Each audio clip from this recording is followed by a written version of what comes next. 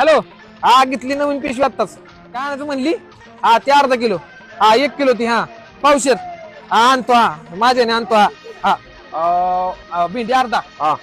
गवार 1 किलो आणि वांगी पावशेर. नाही नाही नाही, ही वांगी 1 किलो, भेंडी अर्धा आणि गवार पावशेर. नाही नाही नाही, भेंडी अर्धा, वांगी अर्धा, 1 किलो. आता थांबा, फोन करून विचारतो मम्मीला काय घ्यायचं ते. हॅलो, हा काय? वांगी 1, भेंडी अर्धा, गवार पावशेर. थांबा, फोन आला. थांबा. काय काय चांग नको आहे? तुला चालतंय का? ओ कॅन्सल करा, काय नको. काय त्याच्या वेळ वाया घालावला होय नुसता माझा. जाईल ना. माघारी. ओ कुठली भाजी? अरे पालक आहे, मेथीचे, शेपूची, कोथिंबीर आहे, कुठली देऊ? तिरडीची द्या. ए तिरडीची भाजी असते का?